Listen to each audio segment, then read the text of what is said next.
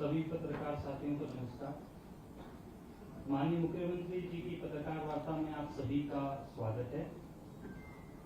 माननीय मुख्यमंत्री जी द्वारा पदभार ग्रहण उपरांत यह पहली पत्रकार वार्ता हो रही है। मैं जनसंपर्क विभाग तथा सभी पत्रकार साथियों की ओर से माननीय मुख्यमंत्री जी का स्वागत करता हूँ। मैं माननीय उप मुख्यमंत्री श्री अरुण साव जी व उप मुख्यमंत्री श्री विजय शर्मा जी का भी स्वागत करता हूँ। साथियों, पत्रकार वार्ता में माननीय मुख्यमंत्री जी आज मंत्रिमंडल में लिए गए निर्णय तथा अन्य विषयों पर पहले अपनी बात आप सभी के समक्ष रखेंगे। इसके उपरांत वे आपके सवालों का जवाब देंगे। आप सभी से निवेदन है कि एक एक करके सवाल करें। सवाल करने से पहले कृपया अपना व अपने संस्थान का परिचय अवश्य दें। धन्यवाद।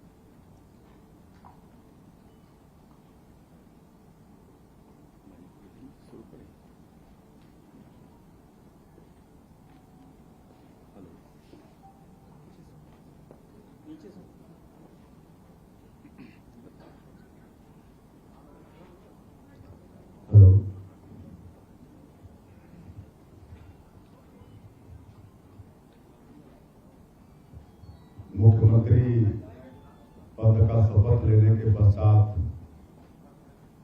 आज के इस प्रथम प्रेस वार्ता में हमारे बीच में उपस्थित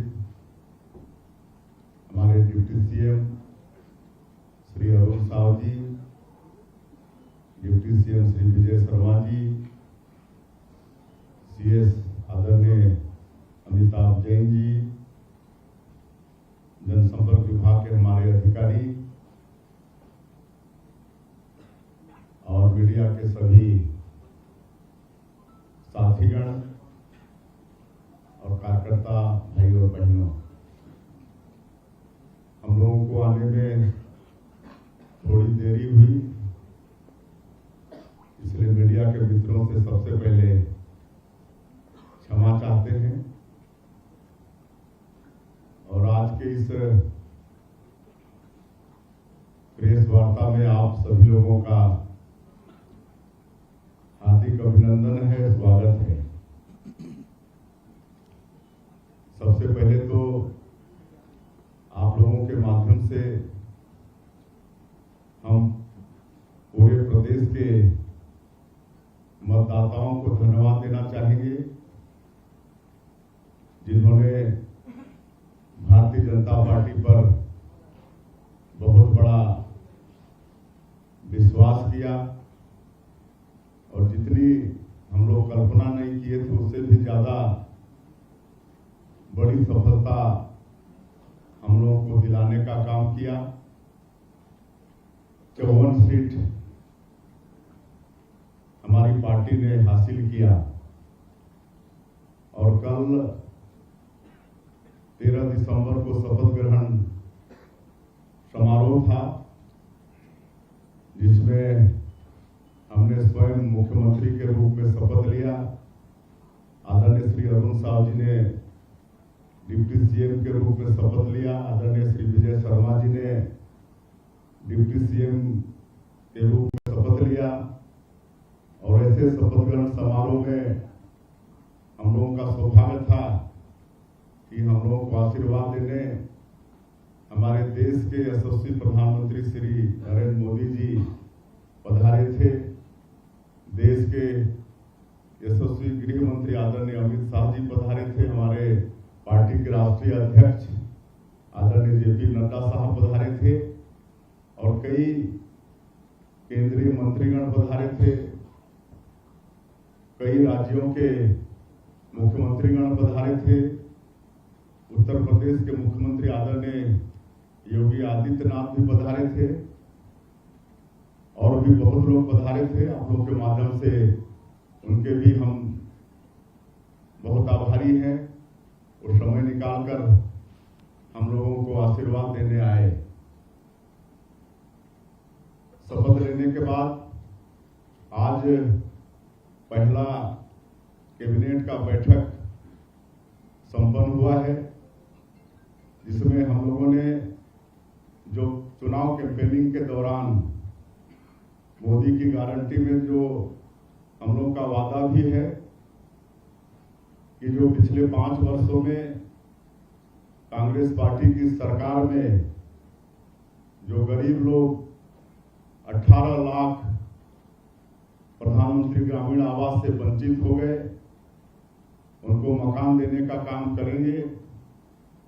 हमारे यशस्वी प्रधानमंत्री श्री नरेंद्र मोदी जी ने भी छत्तीसगढ़ की जनता से वादा किया था कि हमारी सरकार बनेगी तो जो भारतीय जनता पार्टी का मुख्यमंत्री होगा वो सबसे पहला काम 18 लाख आवास स्वीकृत करने का काम करेगा।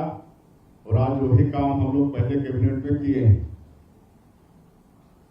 आज के कैबिनेट में हम लोग का एकमात्र विषय वही था जिसमें 18 लाख लोगों को आगे प्रधानमंत्री आवास की स्वीकृति देंगे। इस पर आज निर्णय लिया गया है और आने वाले समय में उस पर कार्रवाई होगी। छत्तीसगढ़ के 18 लाख गरीब लोगों को उनका हक प्रधानमंत्री आवास मिलेगा। उसके लिए जो भी आवश्यक कार्रवाई है वो हम सब लोग कर रहे हैं।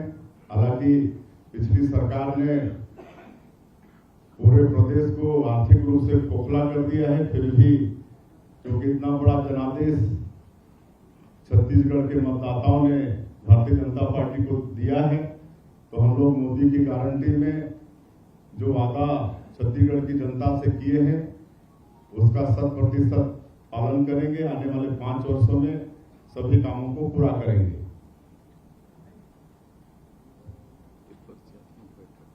और कैबिनेट बैठक के पश्चात, क्योंकि आज ये पहला दिन था हम लोगों के लिए, वैसे कल शपथ ग्रहण के बाद विधिवत पूजा अर्चना करके हम तीनों अपने अपने कक्ष में बैठे और आज पहला बैठक था तो सभी विभागों के जो सेक्रेटरीज हैं उनके साथ बैठे, उनका परिचय हुआ और सभी लोगों ने अपने विभाग के विषय में छोटा ब्रीफिंग हम लोगों को दिया है, अपने विभागों से अवगत कराया है और हमने उनसे और भी आग्रह किया है कि आगे आप लोगों के साथ और आगे बैठेंगे और थोड़ी और जानकारी लेंगे और थोड़ा डिस्कस भी करेंगे, उनसे आग्रह किया है। धन्यवाद। मुख्यमंत्री जी, मैं एपीएन न्यूज से पीयूष मिश्रा आपके संज्ञान में बस्तर की 3 बातें लाना चाह रहा हूँ। मैं पीयूष मिश्रा एपीएन न्यूज से बस्तर की 3 बातें आपके संज्ञान में लाना चाहता हूँ। नगरनार स्टील प्लांट जो अभी पूर्ण रूप से शुरू भी नहीं हुआ है, लेकिन वहाँ चोरी की वारदातें ज्यादा हो गई हैं, जिसकी एफआईआर भी लिखी गई है। दूसरा, मक्का वहाँ ज्यादा होता है, मक्का प्रोसेसिंग प्लांट जो पिछली सरकार ने कहा था उसके विषय में आज तक प्रोसेसिंग प्लांट चालू नहीं हो पाया है। और तीसरा, नक्सलवाद, उसके लिए क्या सोच है? देखिए, नगरनार में जो स्क्रैप की चोरी हो रही है उसकी जानकारी आज ही हमको मिली है। उसके विषय में हम जानकारी लेंगे और जो भी आवश्यक कदम होगा वो करेंगे। सर, मेरा एक सवाल है। और वो पुरानी सरकार की बात को छोड़ दीजिए, हम लोग जो भी आवश्यक होगा, छत्तीसगढ़ की जनता इतना बड़ा जनादेश हम लोगों को दिया है तो छत्तीसगढ़िया सबले बढ़िया इसको चरितार्थ करते हुए हम लोग काम करेंगे। सर, मैं संदीप तिवारी नई इंडिया प्रेस से हूँ। एक एक करके आप एक लेफ्ट फिर सेंटर फिर राइट फिर एक आ जाएंगे बीच से। सर, मैं दीपक विश्वकर्मा इंडिया न्यूज से। सर, एक सवाल है, आपने कहा कि पुरानी सरकार ने खोखला कर दिया था फाइनेंशियल चीजों को, तो क्या माना जाए, कैसे तालमेल बिठाया जाएगा? क्योंकि बहुत सारी घोषणाएं आपकी भी है उस संकल्प पत्र में, तो उसके लिए फंड्स कहाँ से आएंगे, कैसे वो सामंजस्य बैठेगा? उसके लिए हमारी पार्टी में भी कई अनुभवी लोग हैं और फिर अब डबल इंजन की सरकार है, केंद्र में भी हमारी सरकार है, यहाँ भी हमारी सरकार है, तो आप समझ सकते हैं कि डबल इंजन की सरकार तेजी से चलेगी।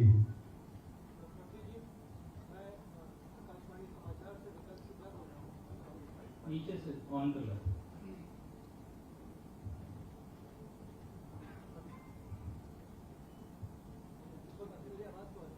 आ रही भट्टी जी, मैं आकाशवाणी समाचार से विकास शुक्ला हूँ। ये जो विधानसभा चुनाव हुए हैं उसमें आदिवासी क्षेत्रों में भारतीय जनता पार्टी को काफी सफलता मिली है। सरगुजा में आपने सारी सीटें जीती हैं, बस्तर में भी काफी सीटों में आपने सफलता हासिल की है। तो आदिवासी समुदाय की आपसे विशेष रूप से अपेक्षाएं हैं, तो आदिवासी क्षेत्रों के विकास के लिए, आदिवासी लोगों के विकास के लिए आपकी क्या कार्य योजना है? उन क्षेत्रों के विकास के लिए आप क्या विशेष प्रयास करें?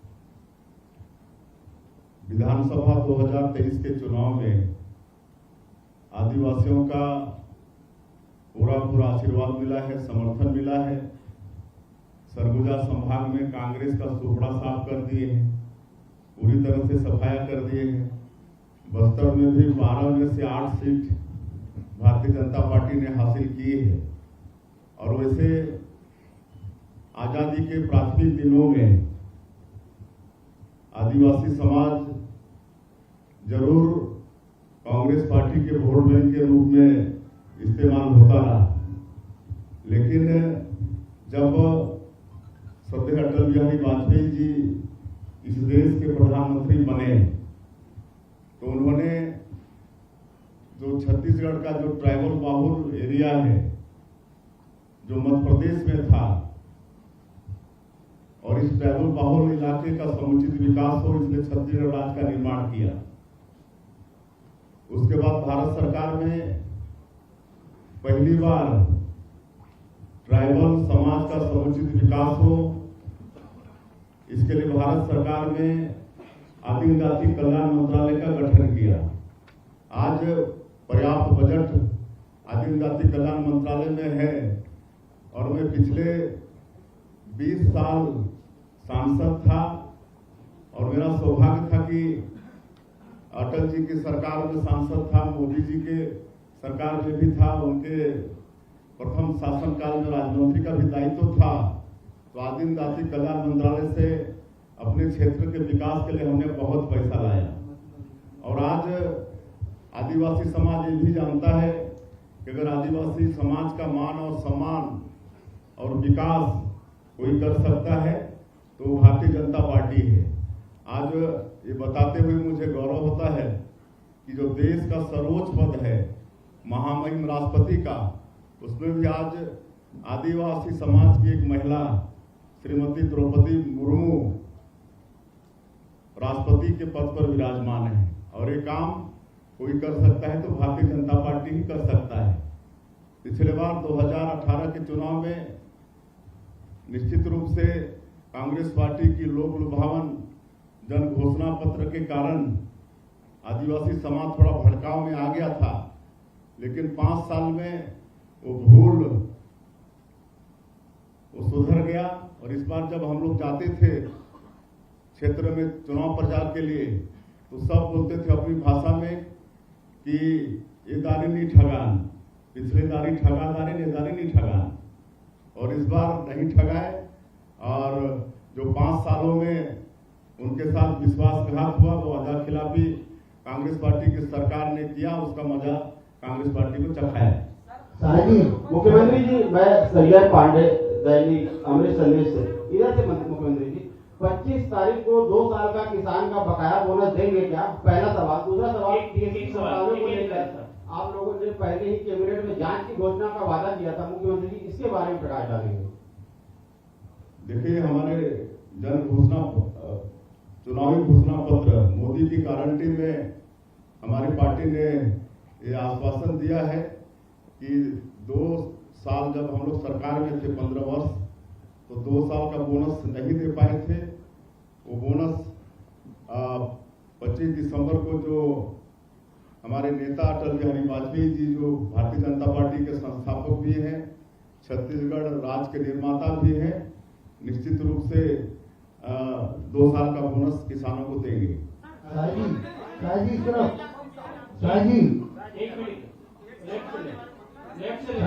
एक एक करके बोले तो शाहजी, मैं दामू बोल रहा हूँ। शाहजी, आपकी सरकार से शराब आंदोलन शुरू हुए थे और पूर्ववर्ती सरकार ने शराबबंदी को बंद नहीं किया। अब फिर बीजेपी की सरकार है, क्या शराबबंदी को बंद करेगी क्या?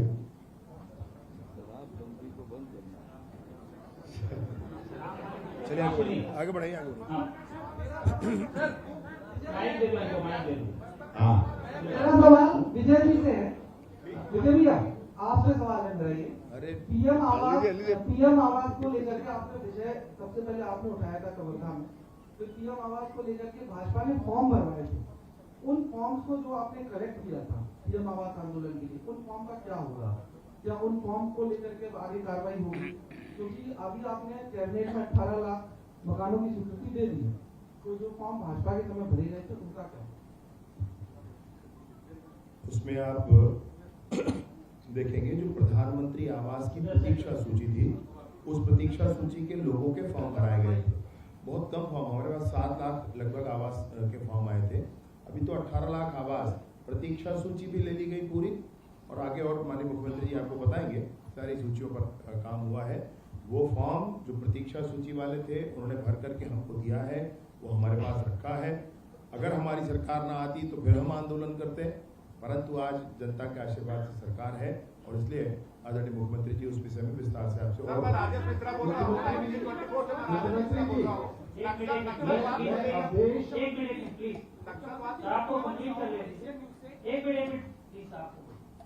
हाँ मुख्यमंत्री जी, मैं कोमल साहू एशियन न्यूज़ से।